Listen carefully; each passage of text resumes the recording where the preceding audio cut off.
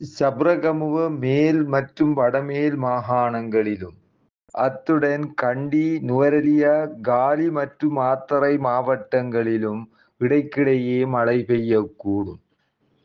ஊவ மாகாணத்தின் சில இடங்களிலும், அத்துடன் அம்பாறை மற்றும் மட்டக்களப்பு மாவட்டங்களின் சில இடங்களிலும் மாலை அல்லது இரவு வேளைகளில் மழை அல்லது இடியுடன் கூடிய மழை பெய்யக்கூடிய வாய்ப்பு காணப்படுகின்றது.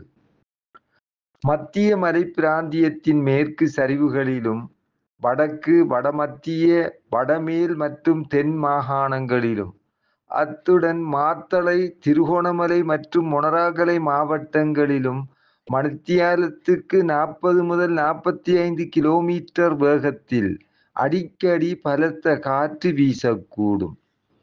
பலத்த காற்றும் மின்னல் தாக்கங்களும் ஏற்படக்கூடிய சந்தர்ப்பங்களில் பொதுமக்கள் அவதானத்துடன் செயற்படுமாறு கேட்டுக்கொள்ளப்படுகின்றனர்.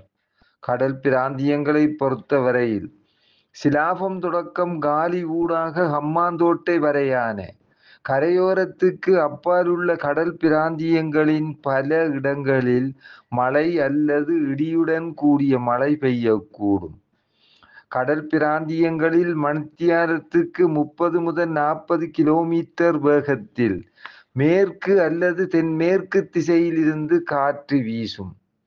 மாத்தறை தொடக்கம் ஹம்மாந்தோட்டை ஊடாக பொத்துவில் வரையான, அத்துடன் காங்கேசன்துறை தொடக்கம் மன்னார் ஊடாக புத்தளம் வரையான கடல் பிராந்தியங்களில் மணித்தியாலத்துக்கு 60 கிலோமீட்டரிலும் கூடிய வேகத்தில் அடிக்கடி காற்று அதிகரித்து வீசக்கூடும்.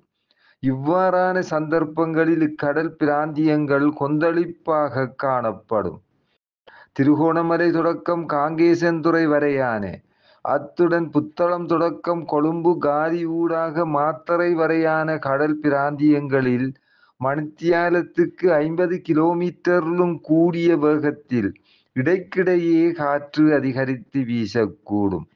இவ்வாறான சந்தர்ப்பங்களில் இக்கடல் பிராந்தியங்கள் ஓரளவு கொந்தளிப்பாக காணப்படும்.